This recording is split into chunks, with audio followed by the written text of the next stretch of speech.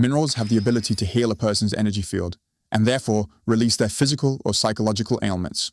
Mind you, not just any mineral and not in just any way, since if used incorrectly, they can even have counter effects. After using them in hundreds of different cases and achieving tangible results in my health and that of others, I can assure you that I know the secret that separates people who get results with them from those who do not. In today's class, you will discover what types of minerals exist, how to use them, and above all, how not to. Let's begin. Minerals, although they seem like inert beings, the reality is that they are completely alive and have their own energy field. A clear example is diamonds, which go through a process where they start as carbon and transition into becoming diamonds. Anything that is in a process of evolution, like animals, plants, or humans, is because it is alive. Everything that is not alive cannot evolve. And in the case of minerals, many of them undergo a crystallization process, as can be the case with this quartz, right? Obviously, many quartz crystals do not have the same level of crystallization, and precisely the fact that a mineral or stone becomes a crystal makes it receptive and able to channel energy. For example, these stones, here I have a rose quartz, which although it is not as transparent, is also a crystal, and here a normal quartz. I use them to perform healing with many different functions that we will be talking about today. But the first concept I want you to keep in mind is that minerals have the ability to amplify energy, to disintegrate it, and even to absorb it. And that is why it is very important that you take the following 2 tips into account. The first is to really not use minerals, not to place them in areas where we are suffering from some type of energy blockage. This is something very common that I see on many occasions. People who make bracelets or necklaces with minerals, especially crystals, in places where they feel some type of pain or emotional imbalance. If we wear minerals throughout the day on parts of our body where we are suffering from some kind of physical ailment or emotional imbalance, what they do is amplify that energy imbalance. So the first piece of advice is that if you use minerals, do not wear them 24 hours a day in a place where you might be suffering from an imbalance, as they could make it worse. And the second, obviously, is that if we use minerals, we have to cleanse them, because even if we don't place them on some kind of imbalance, if we always wear, for example, a necklace with a quartz crystal or any type of stone, that stone absorbs energy from our surroundings throughout the day, because minerals naturally absorb energy. So if, for example, we go through some kind of sad moment or some conflict with another person, or we are in an environment that is energetically charged, the mineral will absorb that energy. And if we are wearing it, then obviously those energies that are charging the mineral will end up being deposited in our energy field and causing problems. Obviously, if it is a small mineral, the problem you will have will not be big. You will not even notice it.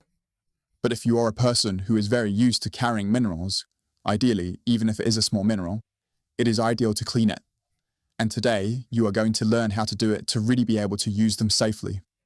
So, as I was telling you, minerals have different uses on a therapeutic level. The first one is programming.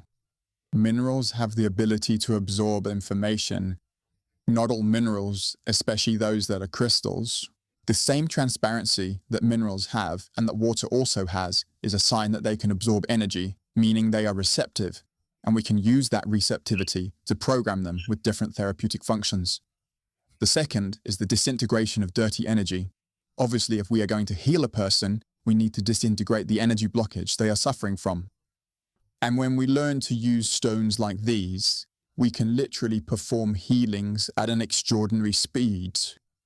Obviously, first, before using advanced stones like these, one must understand how to perform a healing, because if you do not have prior context, you could create problems with this. Since in the end, a person with greater power but without knowledge, what they will boost are the problems they will have with the use of this, right? As I was saying, if someone without knowledge wears a mineral all day on a spot where they have an energy blockage and doesn't cleanse that stone, besides amplifying the blockage, will absorb that energy and keep depositing it into their energy field. That is why I always say it is very important to use things with knowledge, and not just knowledge, but before learning advanced techniques, you can have a prior context where you do not use minerals. Because if you are using minerals from the start and do not even know how to heal with your hands, this will likely amplify the bad practices that person performs. And speaking of amplification, there is a very interesting point where these minerals can temporarily amplify our energy field. Obviously, a small stone does not do that, but when we learn to use certain stones, we can amplify our energy field, let us say, in an unnatural way for a set period of time, and that in a healing session allows us to obtain much more energy, which, if we channel it well, we can use to destroy a persistent energy blockage. And having said that, let's move on to a practice so you understand how to prepare your minerals for healing with them, or even to wear them as a bracelet. So follow me, because this is going to be very interesting. The first thing to do to cleanse some crystals so they are suitable for use is that they must be energetically clean. Because imagine that I use this mineral for a therapy and the mineral is energetically dirty. Obviously, that dirty energy will be transmitted, so it is very important before using any mineral, whether to wear it or if you use minerals for therapy, that they are energetically clean. And I'm going to show you a very simple way. The first step is to fill a container like this one, or a bit larger, with about 1 liter of water and 25 grams of salt. Salt water has the ability to transmute dirty energy. Obviously, that only works to a point. If we want to heal an illness, we are going to need quite a bit more than that. But I will even leave you with this tip.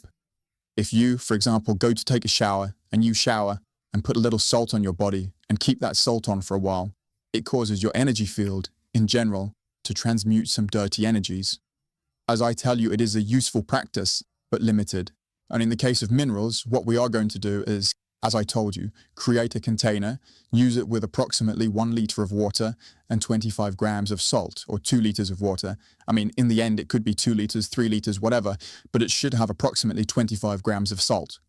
The next step is, well, the minerals you have, obviously, if they are minerals that can be put in water, we will put them in the container and leave them for 24 or 48 hours inside that container of salt water, so they are completely covered. And we will leave this container somewhere in the house where there is not much stimulation. In other words, where there aren't many people talking and there is as much silence as possible. Because if we leave the minerals in a cleansing process, and then there are many voices around, there's conflict, there's this or that, the minerals absorb that information just as you absorb it too if you are in environments of that type, right? So it is very important that, as much as possible, they are in an isolated place where no one will touch that container, not even you.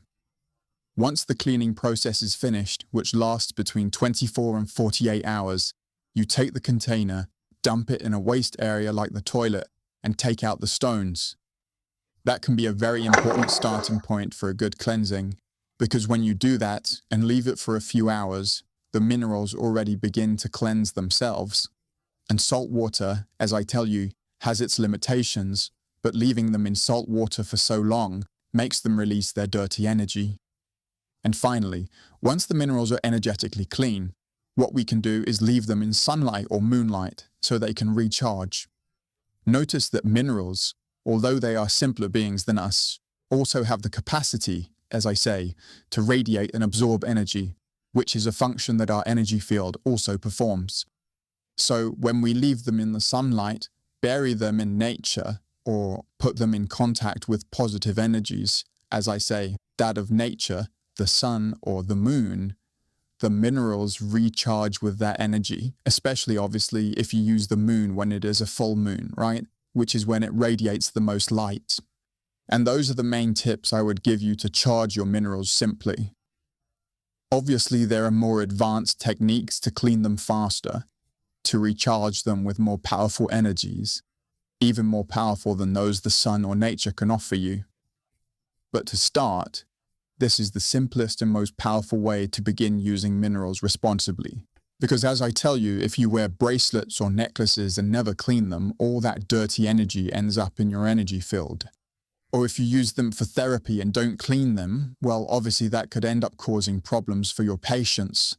So this is very simple. You don't need very advanced things, and you'll be able to prepare your work tools or your accessories so that it's safe to use them. If you would like to learn how to heal physical and psychological ailments with the power of energy, check the link in the description of this video and in the first comment. You can schedule a completely free consultation with an expert from my team who will analyze your specific case and create a training plan adapted to your needs so that you can learn the Vital Alchemy method with us at our energy therapy school and obtain the results you are looking for in your life or for your practice in case you are a therapist. You can also use it to help your loved ones or ultimately use it for whatever you decide. So, having said that, remember to let me know in the comments what you thought of this video and subscribe so you don't miss the next ones.